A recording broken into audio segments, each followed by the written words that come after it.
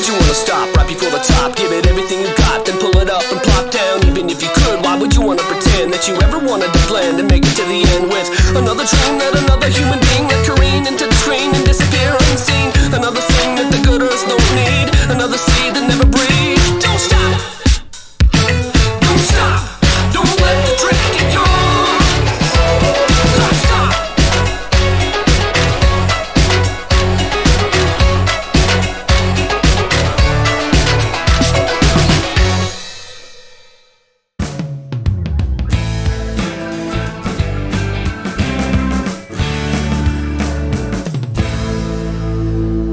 Jeff, I'm so excited to have you here on the show. How are you?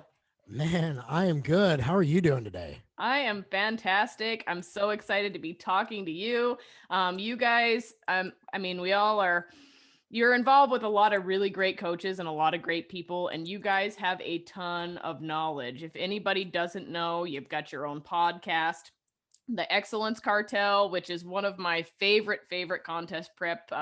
You guys talk about everything, but it's one of my favorite as far as the bodybuilding world goes. And that's because you guys are looking at everything as far as a functional standpoint goes. This isn't just bro science. You're not just chicken and broccoli and ricing things. You're looking at all things hormones, gut health, heart rate variability, which we're going to talk about today, and diagnosing or treating or, whatever as a whole, the whole body as a whole. It's not just about dieting. It's about figuring out what the root causes are of things and then getting people to their goals after solving the things that are at the bottom of the list that most people don't pay attention to. 100%. Thank you for that. That was so, I don't know what to say. That's humbling. It's one of those deals where, with the Excellence Cartel and the coaching that we're doing, in terms of the functional, which Vince was real big into bringing into the fitness industry, at which point he introduced Jason, and then Jason subsequently introduced it down. I've been fortunate to have him as a great friend. But, when you hear the word diagnose and you hear the word treat, it makes me think that people go, oh, well, these are people trying to pretend to be doctors. And I'm like, no, man, but here's the deal. I've been coaching people for 16 years. And what got me into it was helping a woman, she wanted to look sexy in 90 days on her cruise. And it was nothing outrageous. She wanted to go from like a size 12, 14 to size 8. And I was like, oh, we could do this. It was like her 10-year wedding anniversary. She came running in, picked me up, and I'm not a little dude, and was like swinging around. She had her goal. And after that, I was hooked. I was working for the Department of Homeland Security. But a few years ago, so I could tie this point up, I started getting a lot of women who were crying to me and like, very upset. Men too, who were like, I'm doing all the things. I promise you, I'm not lying. I'm not hanging in my closet with a bag of McDonald's and Haagen-Dazs. I'm really trying to do this, but nothing's happening. And then it led me down the journey of, okay, I had a choice as an individual with my character and my professionalism as a coach. Do I either listen to these women and go looking for answers and grow personally and professionally, or do I just think they're full of shit like most coaches do in the industry and just be like, oh, well, they don't have the discipline or they don't have this or they're X, Y, Z. And that shows A. And, when you get down that road, you have more and more people now who are saying that doctors are not listening to them, which the oneness then becomes, okay, well, if I know the information, I'm going to help the person out. It just is what it is.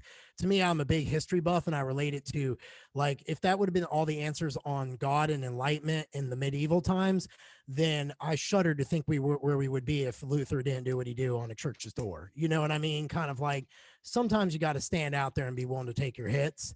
And I think if anyone who listens, follows us, who follows you, who follows all the other coaches that you named, none of us are pretending to be anything. We just care enough to help other people. And the world, I look at it, has this like a picture that's a little slightly crooked. And I'm just here trying to make it a little bit straighter before I go. That's just how it is. I love the way you worded all of that, Jeff. And here's the thing. We're not diagnosing or treating anything per se, but if we can bring attention to a problem so that person can take it to their doctor, then we just did something huge, because now Western medicine it's pharmacology. They're looking at a symptom and they're treating it with a drug they're not checking oftentimes what they should be, and they don't have time. They straight up don't have time for you. And I hate to say that, but it's in and out and go. And it's not for the fact that they don't care, right? It's just the way the system is, and it's broken. So if we can catch something and be like, red flag, take this to your doctor, we are doing a great thing for people. I agree 100%. Over on my Relentless team, we call it diagnose and adios. Because that's what it is. And I actually had a call with a client yesterday. She has no thyroid, and her numbers, she has to fight all the time with her endocrinologist to get her numbers where they need to be. And she's like, I feel awful. And I'm like, yeah, I know, it's terrible. You have to fight with a doctor about your own health and wellness, isn't it? Like, and I stand on a weird line with that because, I was born with osteogenesis imperfecta, brittle bone disease. And when I was 12, I was really short. My mom was very vain and concerned about this. So she had me get on human growth hormone. She'd been reading about it because my mom was an avid reader. That's where I got it from. And she took me to this endocrinologist. He agreed because I was short to give me human growth hormone. However, in 1992, when I was on it, was protropin. So it was a 192 amino acid analog, where the real one's like 191. And I remember we noticed my bones stopped breaking, because up until that point, I was incurring all these little setbacks in physical therapy. First step I took after surgery, leg breaks. Coming out of from physical therapy, leg breaks, weird, things like that, walking through a mall, leg breaks. So after that, they stopped breaking. And then I was off of it for a few months, broke my leg playing basketball, put back on it. So in my 20s, I could no longer source where I needed it to, went to a doctor, and they wouldn't give me, and I had this long history of it, right? Wouldn't give it to me for my bone disease. But instead, he runs I had a CAT scan done for a bone scan. He goes, and I go to leave, and he goes, oh, no, I can't let you leave like that. Your joints are like that of a 70, 80-year-old. I'm like, yeah, it's because of my bone disease. He's like, well, let me give you something. He gives me 240 Percocets. He gives me a prescription for 30 Valiums so I could sleep at night, and 30 Oxys for when I really need them. And I just remember just kind of being chuckling to myself as I'm getting in my car, just being going away with my, my girlfriend at the time, and just being oh, this is just a sad day, So I always tell everybody, you will have your own health, just like you have your own right to, religion, your own right to anything, that's what makes our country great. And slowly our world is going that way, which is great too. But there comes a certain responsibility that you must have for your own health. And sometimes that means I tell everybody, why would you keep that doctor if you don't like them or you don't agree with them? That's keeping me as a coach when you hate my guts, or, going to the same Publix up the street from me and seeing the same asshole cashier checking you out over and over, and still subjecting yourself to going. So I don't know. I mean, it's a very, very fine line, but I think in the next 10 years, there's going to be a shift in that. They just don't have time. They have to run a business. They got too much debt, and I actually feel for them. So yeah, but it's definitely upside down right now. It's definitely upside down. 100%. And I totally agree. And we kind of talked about that. The problem is, and I did a post on Instagram about this the other day. I mean, there are people going to weight loss clinics now, right? And they're not looking at what could be causing the struggle with obesity, or if there's an underlying issue. They're putting people on 800 calorie diets and 2 gallons of water a day. So we're flushing out all of our electrolytes and stuff, right?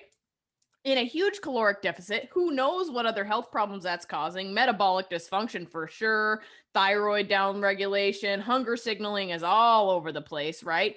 And so I was really pissed about it because I did a consult that morning. So I do this Instagram live, and next thing you know, me and these other girls that do this clubhouse for functional fat loss, one of the ladies that comes up into the forum and has a question to ask, same exact thing. And it's happening over and over again. These doctors are just caloric deficit, lots of water. Who cares what the underlying condition is? Who cares, about anything else? It's all about the calories in, calories out.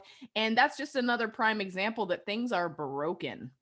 100%. A lot of those doctors, though, when you, I just finished this book, Endure, which we were talking about offline, by Alex Hutchison. So he went real deep in the weeds on what it takes to break certain feats in terms of running, like basically doing a I want to say it's full marathon in under 2 hours is like what they're trying to like work towards. And he was talking about like the propensity to pain, your ability to suffer, heat, hydration, all these things. They always talk about, in the book there was multiple instances he talked about fasting. A lot of doctors with those weight loss clinics refer back to studies like the Minnesota starvation study and all these, and they go, well, hey, you're about a good 200 pounds overweight, so here's this answer. And rather than teaching, because there's no sustainability, they're just giving them a band-aid fix. And that's where they've got to change. And you're right, it's very, very frustrating because they just continue, doctors will pound that into their heads. So when you get a client who's 175 pounds and needs to lose like 30 pounds, 40, she thinks that she needs to eat 800, 600, 500 calories, whatever arbitrary number it is, and just do so much cardio. And I'm like, oh, you poor thing. But thank God for lab work, thank God for blood work, thank God for better understanding. And some doctors just kind of starting to stand away from that and being like, I'm not in that anymore, because you're really able to help clients now, those who are open to it. And, I think if anything in today's world, COVID exposed the brokenness of our gross domestic product of our, healthcare is 1/6 of it. So healthcare was already broken before COVID. COVID just really just shattered it. And now, people who are obese are joking on social media, oh, look at me, I get a reward, I get this vaccine first. And I'm like, it's terrible of us that no one will stand out there in the last 12 months of COVID and say, hey guys, maybe start working out, eating better. Here's some supplements you could take, walks, like actual educating people. The answer is always reactionary. And that's why I think has a whole leadership, which is a whole nother conversation, I'm sure, in our country, is just, it's reactionary. It's not proactive. They don't do a damn proactive thing. And that just, it's why we are where we are and why so many people are lost and why the coaching industry is booming. Absolutely. And I'm going to just reverse just a little bit to one more thing before we get into our topic. We could probably talk for hours on all sorts of things in this area, yeah. but you talked about these coaches that put people in huge caloric deficits and they're just on the chicken and rice diet and the extreme cardio and all of these things. And I've been in a nutrition rabbit hole for quite some time now, but the real kicker as to why I wanted to become a good coach was because my very last contest prep, it was like you said, these people were like, I swear I'm not in the closet eating cheeseburgers. That was me. I did things 150%. That's how I am. And I couldn't lose the fat. My last contest prep and my deficit kept going more. My coach kept saying, well, let's do some fat burners. Let's add this. Let's add that. And then basically treated me like I was eating in the closet whole packages of Oreos or something when that wasn't the case. And I knew there was something wrong, but there's this point when you hire a coach where and things get real super competitive that you start shutting off your own brain and trying to tune into somebody else. So the red flags were there. I knew what was happening, what was wrong, but I was like so determined to reach a certain goal that I didn't listen to it. And so as a coach myself, that's what really got me serious about making sure I'm listening to my client, making sure that I'm doing the appropriate lab work with them, suggesting whatever it may be. And then also not ever being like, oh, you must be cheating on your diet. Because the thing is there are lots of people out there that are struggling and may not know what's going on underneath of the hood. Yeah, but you said a really good point when you listen to your clients. And that's where you stand on like almost the dichotomy of this. You have to listen to what your clients wants, their desires. But then on the other spectrum is you as a coach, what you stand for, your character. Desires and character very rarely ever intersect for what I'm noticing along this journey of 40 years of life.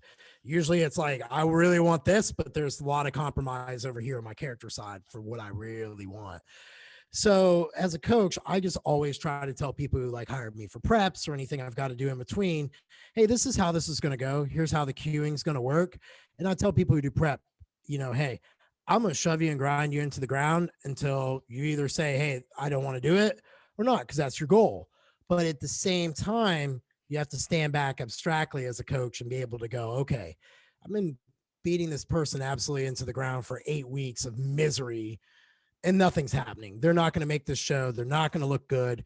So what does my brand stand for when I put them up on stage? So it's a dichotomy, but I think the industry is getting smarter, and I hope in the next 5 years it gets a lot better than what we're seeing, because I think that that's why you saw a lot of women probably maybe Figure came on around late 2008, maybe early 2000s, somewhere there in Stern. She was a beautiful woman. Oh, crush on her. But anyway, Erin, if you're listening, I love you. But you started seeing women who would do like 3, 4, 5 shows a year, get 2, 3 years, and then you would never see or hear from them again. And it's starting to stop a little bit. You're seeing girls hit the brakes. It's becoming more and more openly talked about, and the girls aren't getting shunned for discussing it from other teams and XYZ. So, and coaches like yourself and Sonia, who you've talked about, and Sarah, every one of y'all is doing a great job of keeping that out there and keeping that in the forefront, because that's just going to be how it wins overall. And what really needs to happen for people to get where they want to is honesty and transparency of everyone's journeys. Somewhere in the middle will be yours.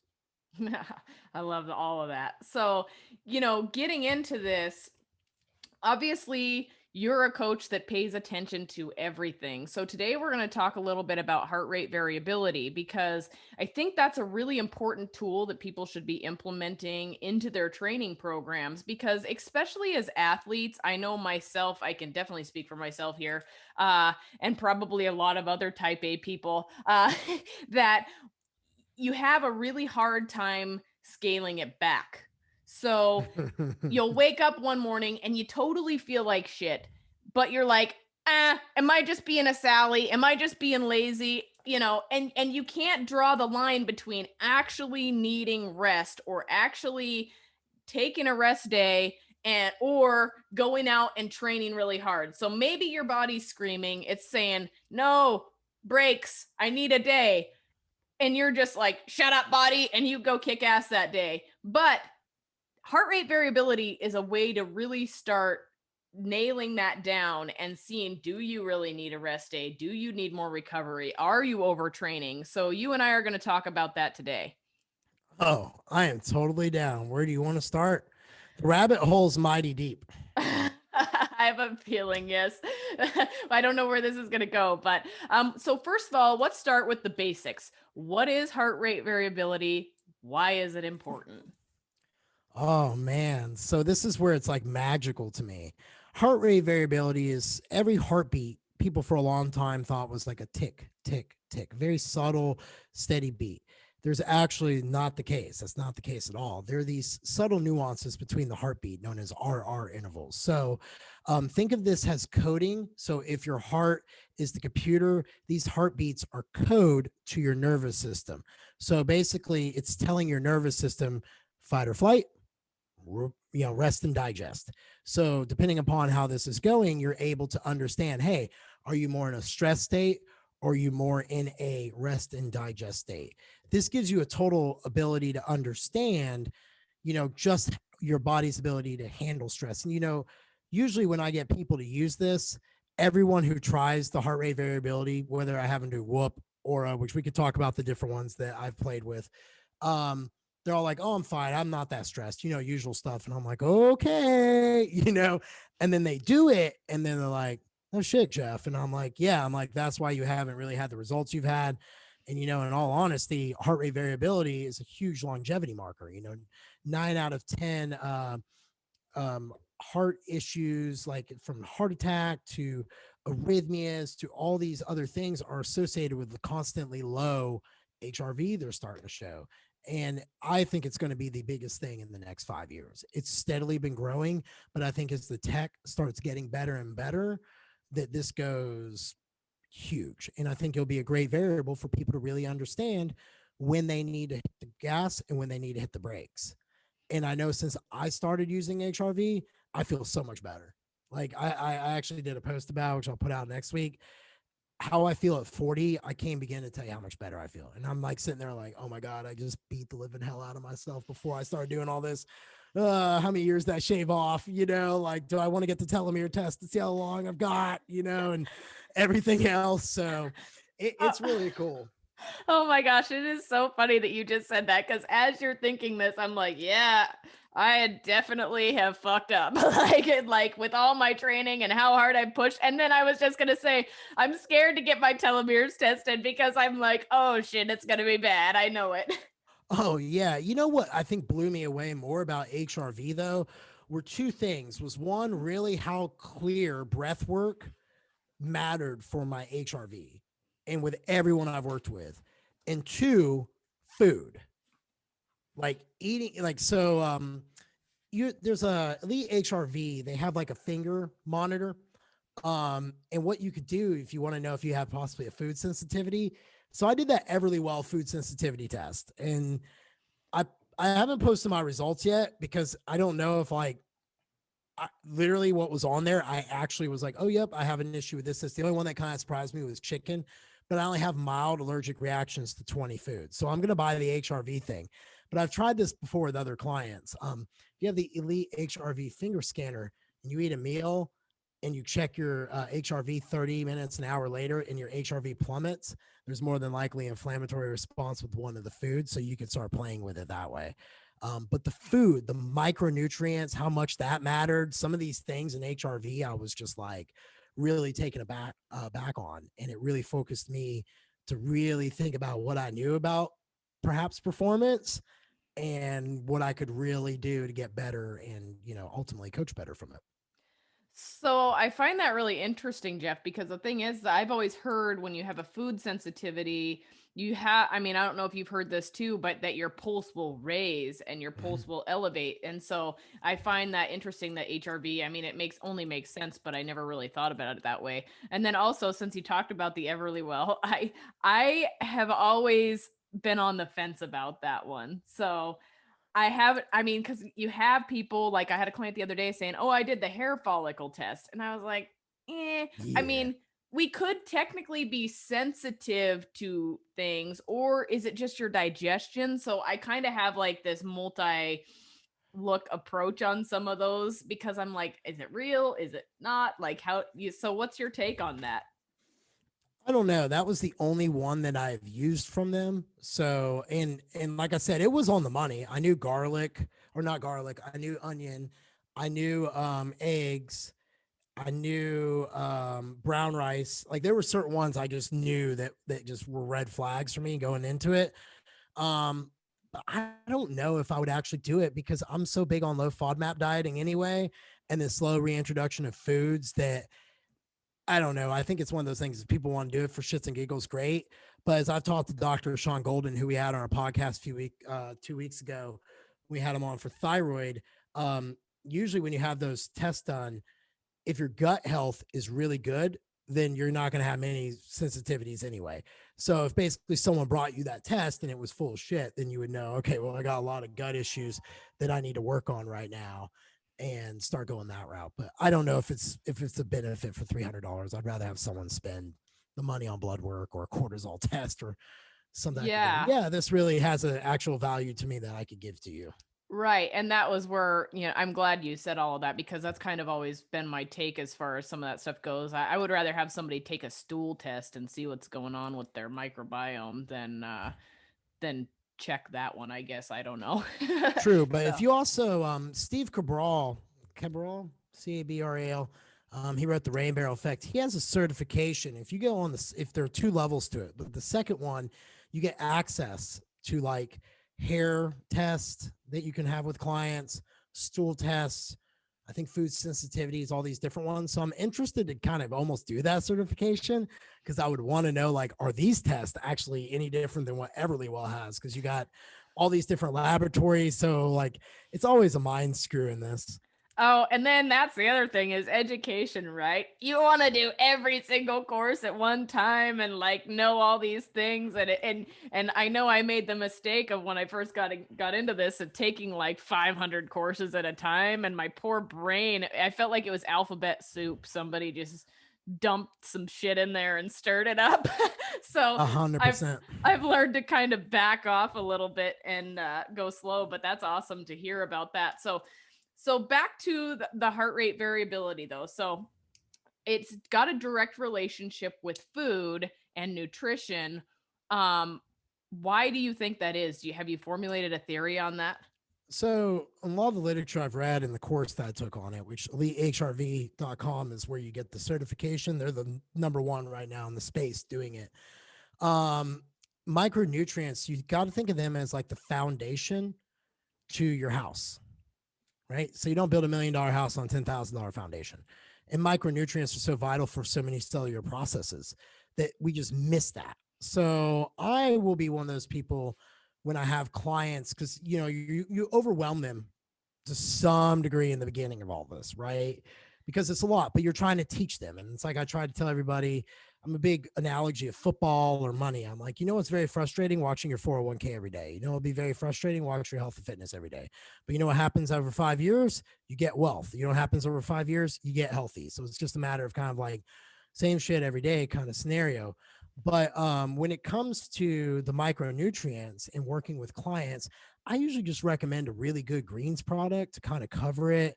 Maybe a multivitamin, depending upon like if I know, like if you can observe if they sweat a lot, or if they have other issues, maybe they're like if they're really obese, they usually just do really well with just one serving of gourmet greens because they're burning up a lot and it's a lot to detoxify. But I don't really get into the nuances of micronutrients too hardcore with people early on.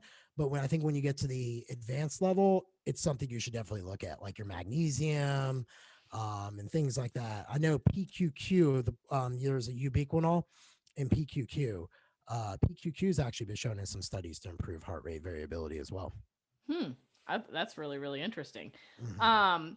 Yeah, and that's another thing. I'm glad you mentioned micronutrients because, so many people are focused on the macros that they're not getting the micros. And I kind of talked about that yesterday in our Q&A. Like, not all proteins are created equal, not all fats are created equal, and not all carbs are created equal. You can't log them in MyFitnessPal or whatever app you use and be like, boom, I got my protein for the day, and boom, I got my fat or my carbs, because the quality of the macros is what really matters, and what micronutrients you're getting with those macronutrients.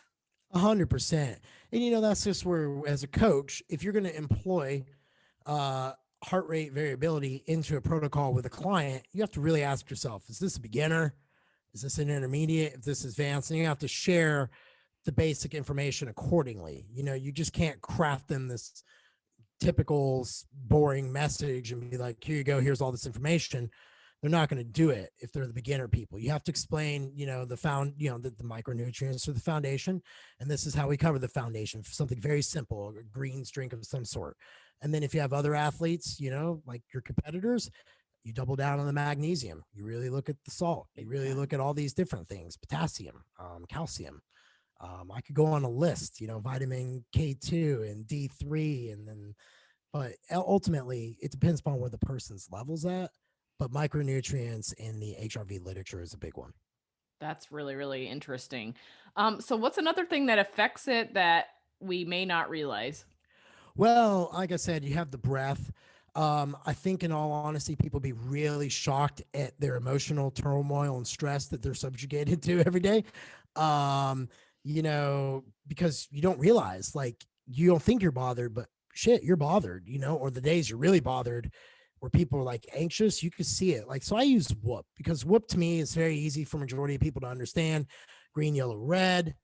Which we could get into the nuances of that because I've been playing with it for a year and a half and I get a lot of messages. So I could address those questions today about the training side. But when it comes to stress, the emotional turmoil, sleep, and then a really big one's meditation. And that affects it huge. The ability to sit still, the ability to just go be mindful. Yoga enhances it really well. And then I think what would stun most people, if I had to say anything for HRV, would be psychedelics and their profound, awesome, which I have the data on, which I presented on PEC. Every time I microdose LSD or mushrooms, my HRV is up 20 points the next day, on average, consistently. So that is awesome. And I've actually started looking into that stuff a little bit. I really don't know nearly what I want to know, but yeah, that's definitely the next avenue I want to get into. Maybe we need to do another podcast on that sometime. I'm all for it, but there's a really good book called Stealing Fire. by Stephen Kotler. It was written in 2017. I read it in 2017. And in that book, he talked about microdosing psychedelics, and that was what Silicon Valley was doing. And it also, a measure of it that they were talking about was heart rate variability. But he never really elaborated what in-depth heart rate variability was, other than the body's ability to recover. And then I was like, well, this keeps and I started reading other things, other books, just because the way I tend to read, 5 things in a row on the same subject. And if you go into Steve Kotler, who's pretty much the big daddy of everybody right now in flow research, you actually have more propensity to learn and retain if you read things of items of 5 in a row. And I was naturally, oddly enough, doing it. But I can say that, like, when I read about thyroid, I think it was 7 or 8 in a row. And then I went back and I want to say I reread them all again, like 3 months later. And I'm able to hold on to adrenal and thyroids above all else in my knowledge, without as much reference. So it's really interesting. And I know you read actual books, like the physical version of books. Mm-hmm. And I think you have a tendency to retain that stuff much better when you're physically reading through it. And I know for a time there, I was listening to audiobooks and I felt like I wasn't retaining stuff as much as I would if I read a book. I agree. So, but I think the setup for reading is important. I think people miss this. So I read because, one, I'm a type 5 Enneagram, and I'm the constant investigator. So I just have to know.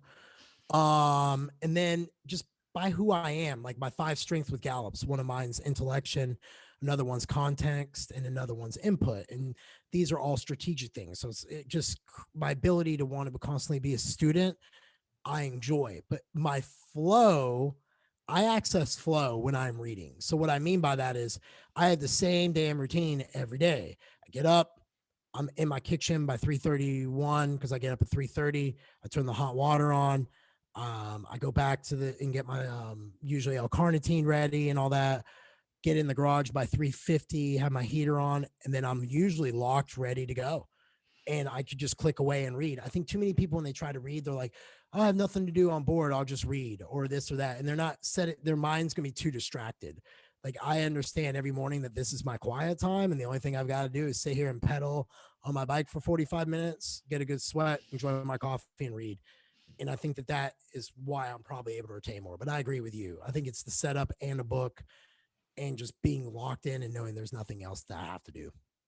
Yeah. And you mentioned reaching your flow state there. And that's the truth. Like, I encourage, like, one of the goals that I put into a lot of my clients, especially the super busy ones, things is to they have a bedtime ritual. And one of them is to read, even if it's 15 or 20 minutes, to kind of set them up to go to sleep so that their mind's not racing all over the place. Correct. So 100%. I think that's another way to meditate, really. It is. And I'll be honest with you, like, I microdosed LSD this morning, and about halfway through my cardio, I was like, just like locked in on this Endure book. And then, like, I've just been locked in all day. But, I think what we're starting to see with science, and especially in these last 5 years, is just an explosion of knowledge. More people sharing, more people getting out there, more people writing about all these fringe things. Like, a few years ago, I would never have worn this whip strap on my wrist. I just would never have done it. And now that I've gotten older, I'm like, well, I really want to understand that variable, and stress kills. So I think that the industry as a whole is moving so much in the right direction. I'm glad to see books when I look back. I'm like, man, I'm so glad that they were talking about that back then, because it opened my mind up. So if you're listening to this, read. It's a good thing. I love it. And it's funny you brought up stress, and it kills. It literally does kill. Like, we were talking about me, my telomeres are probably real bad. I don't want to test them. But when I was young, I worked on cattle ranches and stuff. I'm a farmer, hence the name of the dang podcast. But I remember an old cowboy. I was super stressed out one day, and we were riding and we were rounding up cattle. And I remember being like, this and that and this and that. And he was like, you know what, Connie? He's like, let me share a little secret with you. He said, when cattle are out here on this pasture, they're happy, They don't need any hormones. They don't need this. They don't need that. He said they're just out there living their life and everything is perfect. And then he said when they round them up and take them to the feed lot, they start to die because they're stressed. And he said stress kills. And that's why all of a sudden they have to be on medications and they have to do this and they have all these special things because they're trying to keep these things that they just pulled out of their environment and made them extremely stressed alive so that people can eat them. Oh, wow. That puts things in perspective, you know? But we also got to remember, like, not all stress is bad, you know? And that's like the fine line of where HRV comes in, you know? You have a lot of people, especially women, are notorious for this. A lot of cardio, a lot of training, not enough eating, therefore the micronutrient part's done, and they just, you know, terrible stuff, but you know, and you can work on. But women usually move quicker in the HRV recovery scale from what I've seen than men do. And I have no clue why that is. But if you're a coach and you're tracking women with HRV stuff, you'll see as they go, like some of my clients, as they go in their period week, they like their HRV starts going up. And like it's like they get more like, and you know, the hormone shifts going on. And then on the other side of the period, it starts going down. And then it's like this flow. And it almost, I haven't pulled enough, but it just popped in my head. I'm sitting here thinking, like, I wonder if there's any correlation between how that runs and what their hormones are actually showing on their lab work. So now I'm gonna have to think about that one and see if I could get them to pull it. But HRV is just so cool. What would you like to talk about next? Because I'm like, ooh, I could go anywhere. I'm foaming at the mouth. So the first thing that clients ask me when I ask them how have they watched their heart rate variability is, well, where should it be? Oh man, so here's the thing, by not one of these people from like Aura to Whoop to Elite, there's no real number that I have stumbled on. And I think that's probably safe to say. Um, every one of them scores you differently. I think how I approach HRV with my clients is the following. One, I heard it on I want to say it was one of the Elite HRV podcasts or perhaps even read it, but I've heard it a few times, is you want your HRV to be above your age. So that's usually a good little marker. And then the other thing I try to do is I'm just trying to get my clients to improve their overall recovery percentage and total HRV over time. So focusing there. So like, for example, when I first got my Whoop, my HRV was 22. Like it was awful. My sleep was terrible. I knew that. I've always been a terrible sleeper. And now 18 months later, my HRV on average is like 55. And I've added, my deep sleep went from 15 minutes or so to 50 minutes to an hour and 10. And then my REAM on average is about an hour and 15, and that improved from 30 minutes. But really, you know, I always tell everybody it's a matter of where you're at now and what improvements you're making, because you're trying to balance the stress thing. So if you're getting more green recoveries, if your HRV is climbing, if your resting heart rate's going down, which is a sign of recovery being good, if your respiratory rate's going down, if you're using Aura and your body temperature is staying at a, you know, is not raising up, you know, which is a sign of overtraining, and you're improving, then you're going to be going towards the results you want, which I believe is ultimately the health and fitness. I still think the tech for a lot of this stuff is decent, but I think we're just on the tip of it. I think in 5 years, what we will see will blow this away. Right. And it, you know, it's crazy when you start monitoring all this stuff, you really get thinking about what you did the days before too, or what you know, it like I know before I quit my day job, I was a very stressed out human being. My day job was extremely stressful, and then I was coming home and I was coaching too, right? So Oh, I was basically working like 80 hours a week at it, and then I was working a job I was miserable at, and I know my HR, and then training way too much to add to all of that stress, and my heart rate variability was like 10 some days. oh And yeah. I remember starting to see it going, holy crap, that's not good. And then when I quit my job, my heart rate variability doubled. It got so much better. And I didn't realize how much stress was actually on myself until I didn't have it, you know?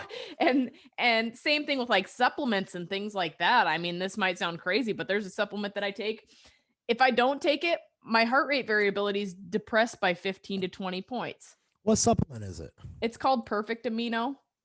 I wonder what's in it to cause that. It's a perfect amino acid complex, and like I swear that it just, maybe I'm not soaking up some of the stuff I need from my normal food I'm eating. I'm not sure.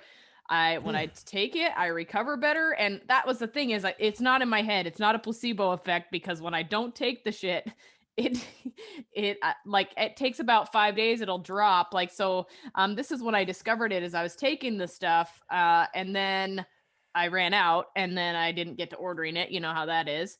And I was off of it for a solid month. And then I was like watching my heart rate variability every day. I got it back. I started taking it. And all of a sudden my heart rate variability goes up by like 20 points. And I was like, what did I do? What happened here? And it was consistently that way. And my husband goes, you started taking Perfect Amino again. And I was like, oh. So then I ran an experiment, went off of it, it took a couple of days.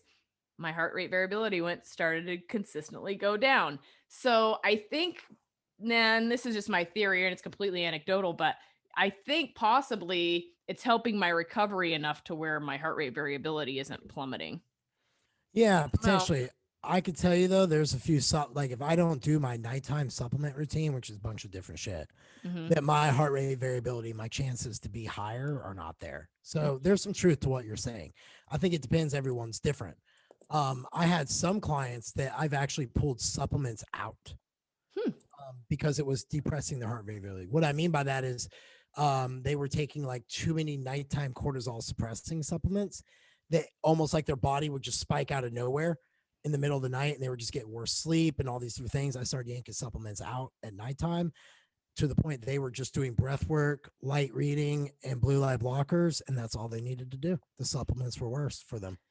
It's so hard. That's impressive to hear that you're doing that, because it's so hard when things start happening to figure out, pinpoint what it might be. So, if you go back and forth with a client enough, you can usually pinpoint where it is. And then you can, or at least help you start digging into the ground to go, okay, well, we'll start digging here and pull. That's the first thing I will do with clients. If their sleep patterns get disrupted for no reason, and I know that should not be the case, like XYZ, like, they're hitting the macros and I'm seeing the shifts and all that, then I will start pulling out their supplements at nighttime to see if they'll sleep better or start cutting them back. Like me, I can't take melatonin. Melatonin wakes me right up at 1 a.m. I will wake up after 5 hours of sleep, because I go to bed about 7:38. I will wake up at 1:30. I cannot go back to sleep. And I'm like charged, ready to go. My whoop will say I'm like green. And I'm like, all right. Like, and my deep sleep was like 30 minutes, but I feel like I've like the most recovered human ever, and I could go be the Terminator. It's terrible. Oh, wow. That's crazy. Yeah. So is it the higher the number, the better?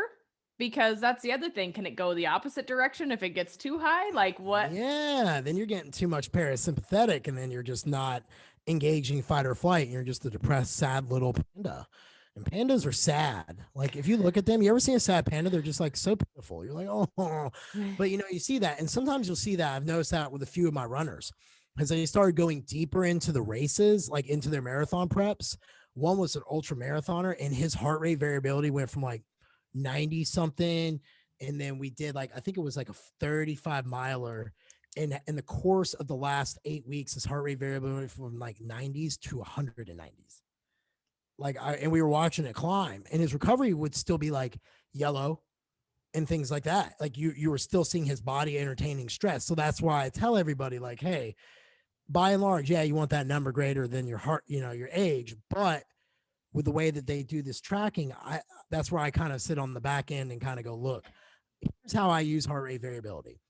I use it from the understanding of giving people an idea of how to improve stress in their life. That's a number you can look at. You want that number to get better. If that number starts flying off the chart all the time, then either the person's the most chilled person and doesn't smoke dope and is like a natural pot plant, or there's too much training going on. They could be so overtrained that there's just no fight or flight response. And you will see that. I want to say his blood glucose numbers fasted every day were like low 60s. And then like he did his blood work and his cortisol was like 7. which there were a lot of that would make sense. He had a lot of hypo symptoms, even though he was lean. And on his blood work, his thyroid for T3 was 3.5, which is something known as he had symptoms of T3 pooling, which if you go to read up on, that's something I've been getting into, which is you'll see it on the blood work. The T3 is normal, but they'll still have hypo symptoms. And that's usually because too much or too low cortisol, hyperadrenalism can cause that effect. So I use HRV in the broad sense. That's the reason I like Whoop. It's easy for people to see when the days are to push it, when the days aren't there to push it, and kind of understand how most of all to lower stress. Absolutely. So we talked about a couple of things that were that can help you get your HRV up or back to where it should be, or a baseline. What are some other things that you can do to improve it? Oh, wow. So first I want to touch on the how to improve your HRV, and then let's talk about training with it, because I get a lot of people who ask me that question, and I've kind of not figured it out, but maybe figured it out enough. This might help some people to kind of understand. Oh shoot, I just lost. What was your question? Oh, see, I'm on Was other ways you can improve it. so a big one, I think for everybody to understand is their training. And what I mean by that is the total amount of output. And I think understanding like, okay, are these 6, 7 days a week workouts, 2 a days, plus this, plus that beneficial? Putting that back, better managing that. Let's see, we talked about earlier on, I said there was meditation that you could do. I use an app, Headspace. I don't think that's a benefit in all honesty, unless people are doing it about 15 minutes or so minimum. I was trying 10 minutes and it just wasn't enough for me. 15 and 20 seem to be more of a sweet spot. I've been using red light therapy. I have not noticed if that has helped my HRV at all. You can use adaptogens, will actually help HRV depending upon the doses. Nootropics, lion's mane was a big one that I've noticed will really maneuver my HRV. But what, the other one that was like so weird that just slipped my mind on improving HRV, what was it? You can also, to help get deep sleep, which that's actually a big one. We should probably talk about sleep. Um, Understanding your sleep ritual, like you have, like, your bedtime routine, sleep hygiene, blue light blockers to lower cortisol, allow melatonin to come up. I have to sleep with an eye mask and earplugs, white noise, and a fan, and 65 degrees to have even, like, I legitimately, that's what it took for me to get my deep sleep over 50 minutes consistently. Like, if you ever, like, when Jason comes stay the night with me for PEC, he's gonna be frozen out. It's like 65 degrees a night. Like, sorry, bro. But that was a big one. Another thing that I'll do is I'll take a hot shower an hour before bed. The heat and cooling contrast. So getting your body real hot will start raising your temperature. Your body will try to overcompensate and rapidly cool down. And you have to be cool to get into that deep sleep. But the deep sleep you could get, and the more of it will help with your HRV. Working on your vagus nerve, like humming and different things like that. And then what was that other one? It totally slipped my mind. It wasn't even drug related, which is terrible to say, or supplement wise, but it was like really stunning. They had worked for me. I'll probably think of it here in a minute, but I do want to jump into the training with it. So I'll get this question all the time. How should I train? For example, Whoop will be green, yellow, and red. And they'll be like, well, I woke up red, but I feel great. I'm like, well, cool, train.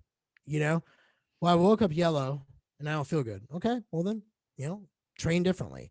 So how I use this is, if you use Whoop or use Aura, what if your HRV is at a baseline? So meaning, consistently it's 40.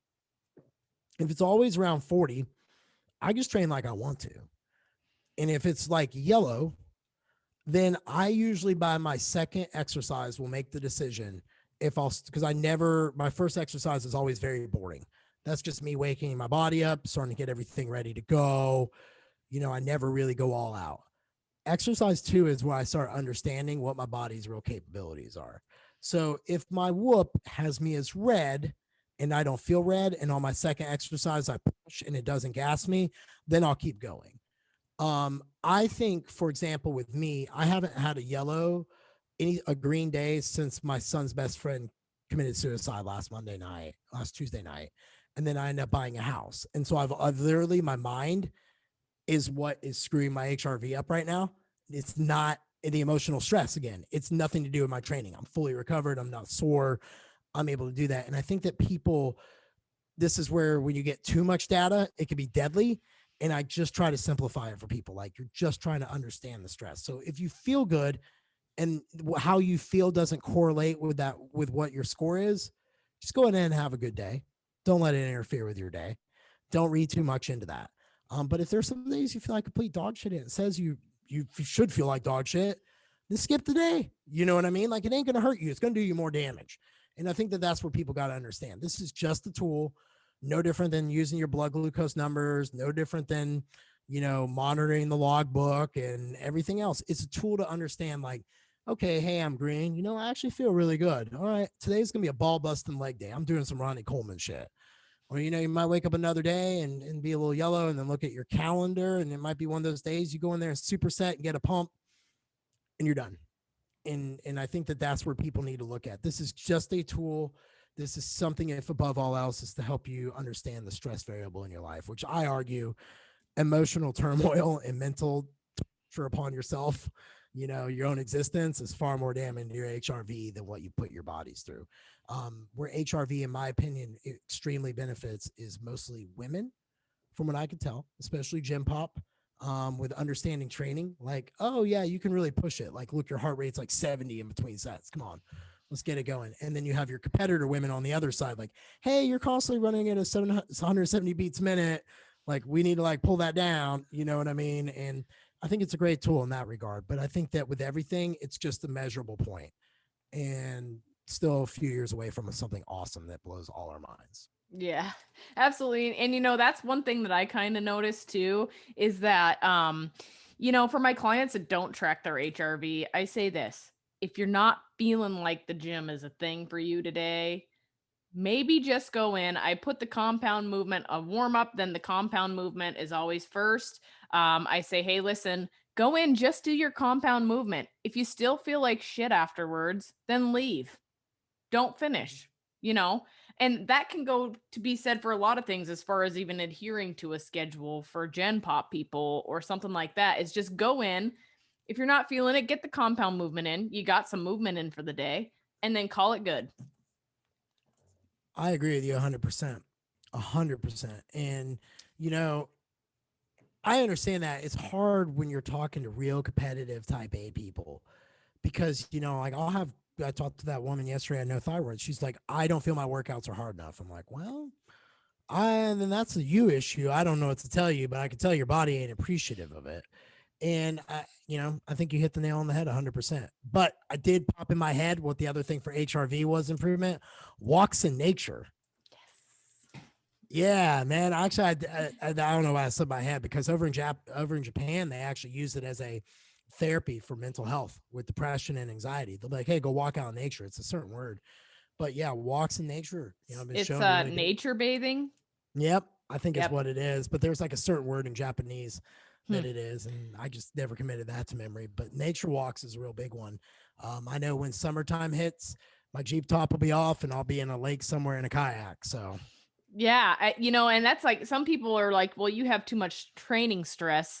There's a really well-known triathlete that suffered a major adrenal burnout, and I'm friends with her, and we talk, and she's like, you overtrain, you train too much on the bike. And I'm like, listen, a lot of days I'm not going high or hard. I'm outside in the sun, and I'm cruising to music, and I'm just chilling and sucking in all the fresh air. Like, it's not a training stress. Yeah, and you got to understand, like, genetics is a big thing. Like, I have had some women that I've worked with before, and some men too, that you've done every single thing on paper, the blood work lines up XYZ, there's nothing, and they still don't get any results. Well, why is that? And I think that everyone's abilities and what people can and can't do just are defined by that. I know, for example, I can train a lot of volume, 20, 30 sets, and it doesn't really bother me. My whoop will show I'm fine, everything else, but I can't take my workout partners through that. You know what I mean? Like, they're half the volume. they're just gone. And, it makes you kind of wonder. I've always been that way, but heavy duty shit like dog crap absolutely destroyed me. 6 weeks, I couldn't even get 6 weeks on any of the heavy duty stuff. So that progressive overload crowd that says that's the only way you could grow, I'm like, I don't know, man. I think I've done pretty well over here in the volume crowd, and I think that it's a matter of finding what works for you. So, HRV is a tool. You have genetic testing, which is a tool, which my 23andMe test said, hey, you're going to be a shitty sleeper. And guess what? I am. So, there are just certain things there. And you have all these understanding genes and methylation. Well, just the tip of the iceberg, just the tip of the iceberg. And overall, though, I'm really fascinated with what's coming our way. That's all I know. We'll have to do it to be continued in like 5 years and see how things differ. I'm all for it, but I'm more to see where the psychedelic research actually is at that point than anything else, because they're coming out more and more with some neat stuff. Like, so my grandmother died an awful death from Alzheimer's, and LSD microdosing has been shown to potentially reverse Alzheimer's, if not stop it, like pause it and potentially even make it better. So they've been doing this study, like microdose amounts with like 60-year-old people. So, and safely. So, I mean, we're just on the tip of the iceberg. And I think Whoop put out not long ago something to do with microdosing and HRV. I had been tagging him enough. If you've been seeing if I ever post HRV, it was always with Whoop, and I'd push him off the screen. Like, look, man, I'm dropping some shrooms and today, like, and I tagged everybody, and no one's really big into it. I think it's still a little bit of that shroud of darkness about it. Yeah. But I'm one of those people like, hey, it's been very, very proven in the studies that psychedelics, for example, have a certain effect on you. And I remember, so you're talking to a guy, I didn't smoke marijuana until I was 33 years old. Like, I was very, Christian, Catholic raised kid, white collar, middle class, just don't do that. And then I remember doing shrooms, with my girlfriend at the time. And I remember for weeks, I felt so good, so at peace, so at everything. I did it like 8 weeks out from a prep, and my prep didn't suck until about like week 3. And then I was out 3 out, and I was like, oh, but then I read all that stuff and started really getting into it. So it makes sense, because what happens is, like, when I microdose, I'm not on my cell phone as much. I'm way more present. I'm way more engaging. And that would make sense. It lowers your stress because I'm not thinking about everything else. I'm not thinking about all the other 4,000 things running in the back of my head that get you up. So I'm real fascinated to see how HRV comes into it, especially the emergence or the renaissance, the third renaissance of psychedelics is what it's currently going in. Hence the third wave, as Paul Austin calls it. That's awesome. I love all of that. So I guess let's talk about devices, because I mean, even Apple Watch, there's a heart rate variability on there, and the algorithms on all these devices are far different from each other. So as far as devices go for heart rate variability, it sounds like you lean towards Whoop as far as the one you would recommend, but what are some pros and cons, I guess, of these different devices? So I think right off the gate, you have Garmin, you have Apple, you have Oura, and you have Whoop. And you have the Elite HRV. The Elite HRV one is on your finger. That one's probably, honestly, like, if I'm going to say that that's the best data point, that's probably the best data point. I think that just the stuff that they have on it is really great. However, is not conducive to what I want. And so what I mean by that is, I wanted something that allowed me to see kind of like what was going on. And I love my iWatch. And I remember with my HRV when I first started getting into it. And it made no sense to me. Like, I didn't understand anything. I couldn't find anything on Google. Like, how the hell is it measuring this? How the hell is it getting this? How X, Y, Z? And it left me very frustrated. And then I got very frustrated because I'd be going through a day and it'd be like, oh, you burned 4,000 some odd calories. I'm like, the fuck I did. I sat at my desk all day. Like, you know what I mean? And my clients be like, look, Jeff, I burned 7,000 calories yesterday. I'm like, yeah, like, how long? Immediately I'm thinking like shitty comments, and I'm like, okay, and so that is what ruled Apple out to me, was just inability to properly track what I felt I was doing. So then I got to Oura, and I got Oura and Whoop at the same time. And I like Whoop better because it's more real time. So I could turn it on for the exercise I'm doing. I can watch my heart rate. I can look to see like how everything's going during the middle of the workout. It's just easier for my eyes to read. The data I understand easier. Oura Ring never really, I felt, gave me accurate data. So what I mean is I still to this day go to bed and wear an Oura Ring and wear my Whoop. And I can tell you my Whoop correlates more to how I feel for the day than my Oura Ring ever does. My Oura Ring's always like your deep sleep sucks, this sucks, that sucks, but they're so far suck that I'm just like, well, that's impossible. But I do like the fact that the Oura Ring can measure your temperature. So I like that factor. Um, it also has been, it parallels very closely data wise to my Whoop in terms of respiratory rate. So those two parallel, but when it comes to my deep and ream, Aura's never scores me anything, and Whoop tends to correlate better to how I feel, how I sleep, XYZ. So the biggest thing for me was a data point, and I felt that Whoop was the superior one. I've gotten to understand Garmin because I train and work with runners and stuff like that who want to understand this HRV variable. And for them, they ignore whatever that says anyway. But I do have a few. I don't know how they score it, but majority of them will overlook it, and therefore I can't really say enough to get behind it. But those are the big four you usually hear about. Mm-hmm. Awesome. So yeah, that's the other thing, right? Is it's so hard to decide. But honestly, for the amount you get from Whoop, what is it? It's like $30 a month, I think. Yeah, I think mine is like when I joined up was like 15, or they give you a discount if you do like more. Like you have buy it, the more length of it you buy it. I get it sucks. Every business right now is going to subscription. Coaches are doing it. Oh, it's time for my subscription. You get a new workout every week, and everyone's going subscription model. It's the way the industry is. Why? Because we're going to forget about $2.99 a month or $9.99 a month. And I feel like for the data points, yeah, Oura Ring is a one-time purchase. It's great.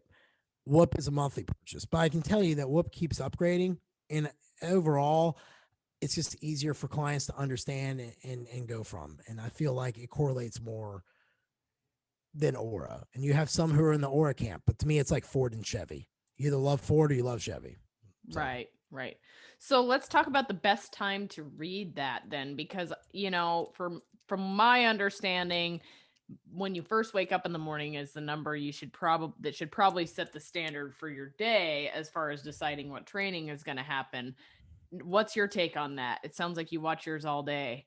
I can tell you that if you go off the Whoop, which goes back to my earlier point, you will sometimes be disheartened because it doesn't line up when you get to training. Your HRV is going to fluctuate all throughout the day. So if you really wanted to have your hands on what's going on, then you would probably get the Elite HRV device and do it. Now you can do it laying down, you can do it seated up, seated, you do it standing. You'll get different readings every time you do it.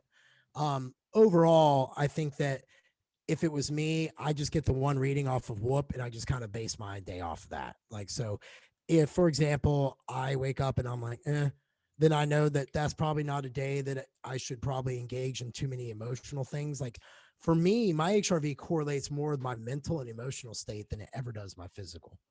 And I don't know if other people are the same way, but I can tell you that days where I'm like low yellow, I'm more inclined to be a little bit more edgy with people, a little bit more inclined to be like a little bit more like, hey, what, like a little bit more intense. Where days where I'm green and feel good, I'm more like, all right, man, let's go smoke some dope off the back of my patio and talk about aliens, And so like, I can tell you my HRV correlates more with my mood than anything else. But I think for everyone, if you're a high level competitive athlete, then maybe using the Elite one might be a benefit to you to measure it before your workout, measure at different times, maybe measure it after your workout, see what's going on. But I think the one time in the morning's fine.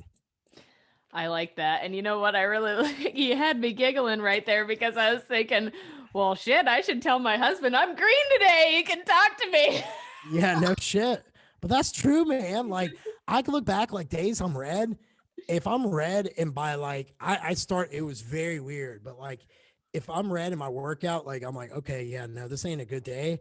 I legitimately will go home and put my phone up for 2 hours and just go in my room and just sit there and just talk to myself, because I'm just like, okay, I have to do this. Like, life doesn't stop. But I've known, like, I can look back because I journal every day and I'll write about some of that stuff. And I'm like, damn, man, like days I felt like real shit.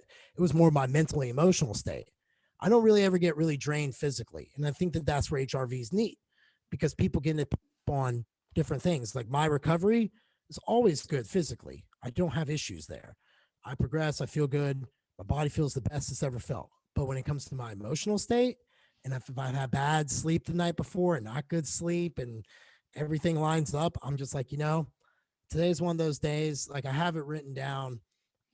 Silence is your best friend, because you have to remember, you have to live with what you say, and so do they. And I've just learned as I've gotten older, especially after recent events in my life, shit, professionally and personally, it's like, just go ahead and just bow out and not talk to people today. So, and it's so true, because now that I don't work a day job and I'm self-employed, my husband he said, you're never going back to a day job ever.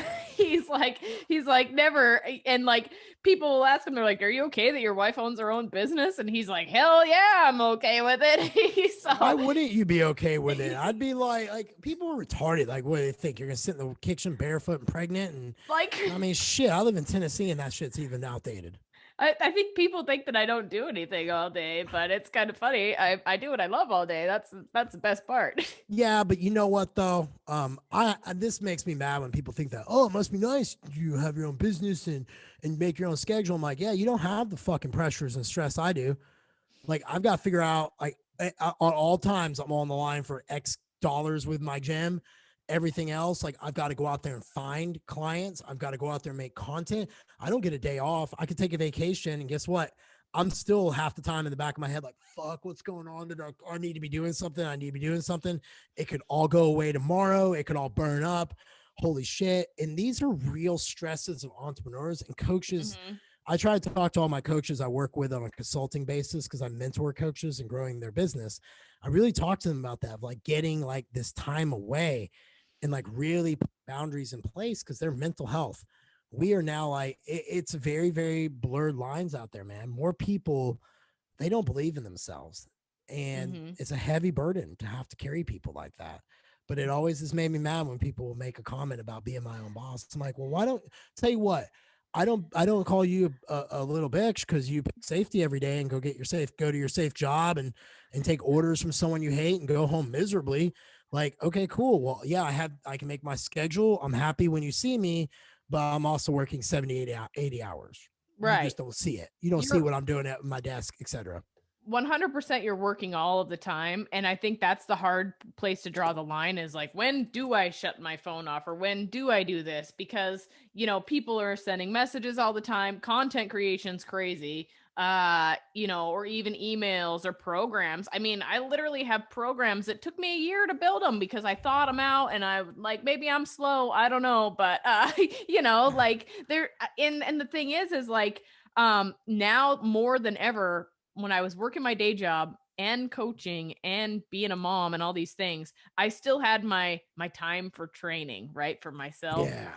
All of a sudden, I'm self-employed. I thought in my head I was going to have more time to do that kind of stuff. It's worse. I'm like, shit, I got to get my long ride in on my bicycle today.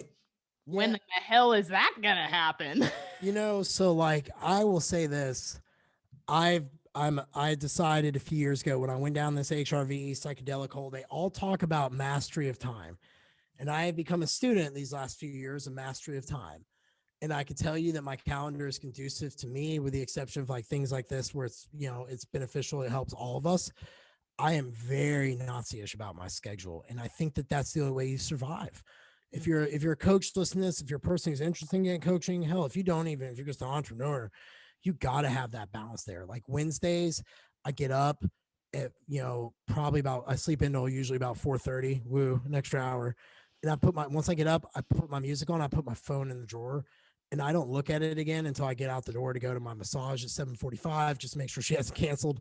I do my chiropractic work, and then I put my phone back up and I write all the way to 1:00. And then that's when I'll work. And then Saturdays when 1 p.m., when noon hits, I'm done. And I don't look at my phone again until 5. I actually deleted email off my phone. Oh, I You're going think to be I heard stunned you by say that. that. I think I People are heard you say blown that. away that I did it.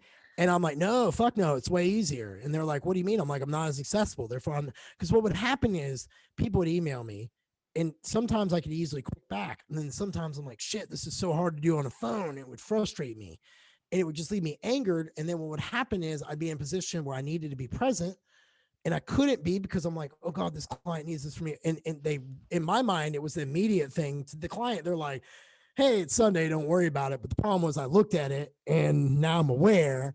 So I deleted off all my devices. And the only time I can access it is when it's actually in my calendar. And I have so much peace since doing it.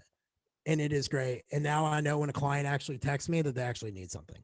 So if you're a coach and you're listening to this, I manage about 110 clients steadily every month, plus a gym of over almost 800 members, plus 20 different people I manage on 2 different teams, plus the podcast. And I still only do 4 hours of email a day at my desk. So if you're That's pretty keeping it great. on your phone, you're lying to yourself. You don't have to. It's either that or it forces you to get really good at that time you have. And that's what I'm looking for. I'm looking for to make sure the time I use is good. I love it. Well, is there anything else to wrap this up that you think is extremely important that people know about heart rate variability and its relation to health and fitness and all things in between? Oh man. I think if you're a person who thinks you have good stress management, I encourage you to get a hold of this and really dive into it. It will change your life. I think that this has opened up a shift of paradigm in the industry in the sense of, for a long time it was sleep, or for a long time it was nutrition and working out were your biggest things, and then we kind of got, okay, well, maybe sleep too. Team No Sleep became Team No Results, as I've said before, on my various posts.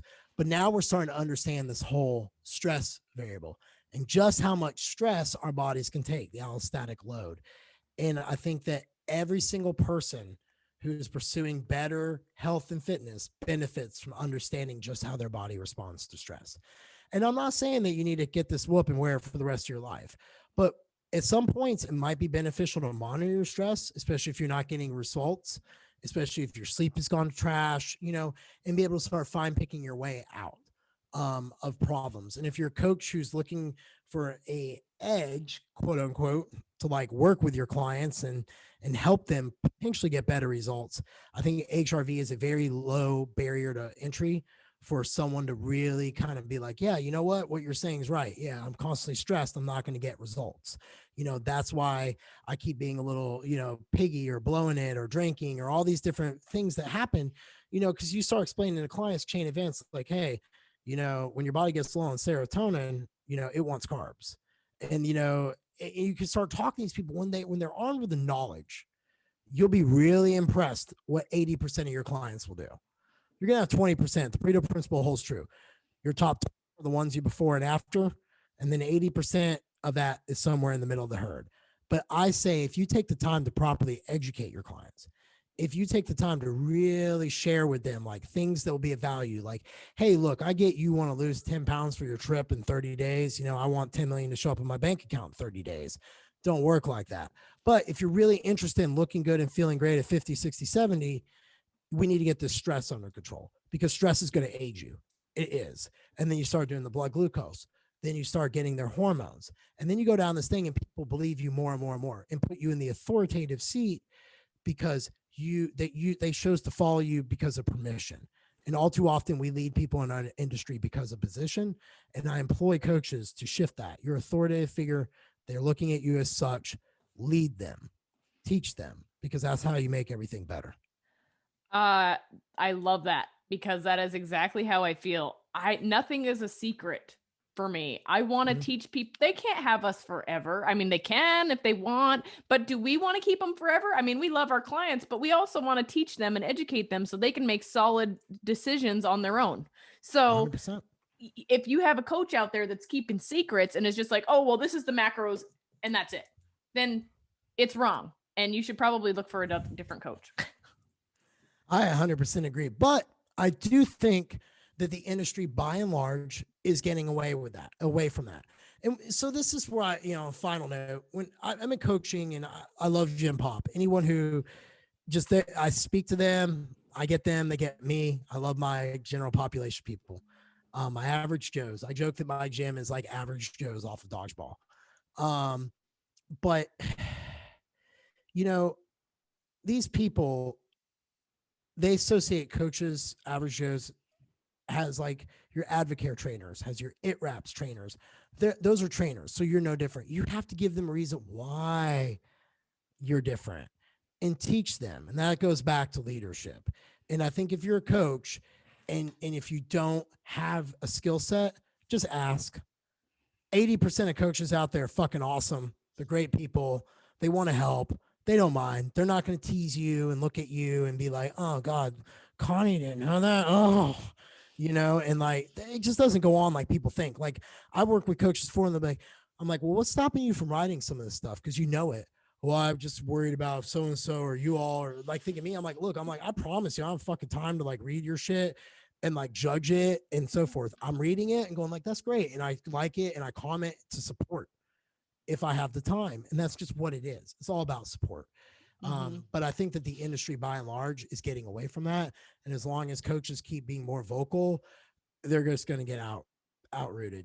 I mean, the big thing right now is intuitive eating. I talked about that today. I got clients coming to me for that. I'm like, well, you kind of been doing it your whole life and this is where we're at. So, and they get all butt hurt. And then I'm like, I'm just being honest. Like, when was the last time you ate consistently? And they're like, I'm like, so you pretty much intuitively ate? And they're like, yeah. And I'm like, okay, so it didn't work. That's why you're talking to me right now.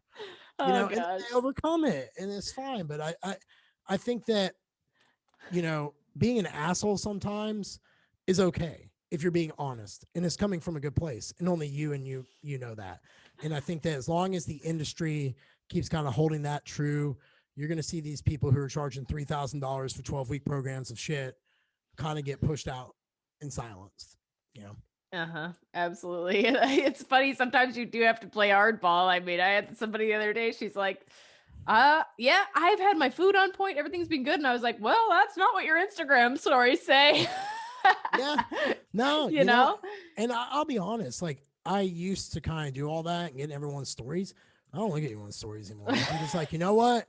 Because then what happens is I get so pissed off because then I know like 2 days later, yeah, I don't know why I didn't lose anything. I gained 3 pounds. Like, motherfucker, you're out drinking a bottle of wine and eating an Italian meal like 2 nights ago. Yes. Like, and I'm just like, it made me jaded. So I just learned now, like, if I don't look at anyone's stories, no harm, no foul. And then I coach based upon what's presented to me. And if you've been doing it long enough and you collect the right data, you can tell when people are bullshitting you and when they're not. And it's just when that out. Yep. Absolutely. Well, how can my listeners find you? Because you have so much quality stuff. You I appreciate everything you do. I think they should go check you out and look at everything you got going on too and nerd out. So how do they find you? Well, first of all, thank you for having me on. We'll have to have you on the Excellence Cartel soon. Okay. I'll have to get with you on that. I think I'm full all the way up to Q3, but I definitely want to bring you on. So you have plenty of time to think about a topic you want to talk about. Maybe Jeffrey Sue hamstring training. I don't know. But you guys can follow me at Jeff Unbreakable Black on Instagram, relentlessforever.com. I'm Jeff Black on Facebook. By and large, I like Instagram because I just post there. Facebook to me is just where I don't know. I'm not into Facebook anymore like I used to. But I'm actually think I'm going to start going more into YouTube and doing different stuff like that. More into the IG lives. I'm probably going to start playing with that, but if you want to give me a follow, please do. I'm always for having good conversations with people. I'll probably say some stuff that pisses you off, rubs you wrong, but it's always in good fun. So just remember, life's short. I love that. Well, thank you so much for everything today, Jeff. It's been a pleasure. I cannot wait for everybody to listen to this. Thank you. I enjoy a good conversation where it just goes all over the place. So it's always a good time. I think we covered everything we needed to on HRV. And guys, if we didn't, feel free to hit her up, free to hit me up. We'll be more than happy to help you out because she knows her shit too. Love it. Thank you so much, Jeff. Thank you.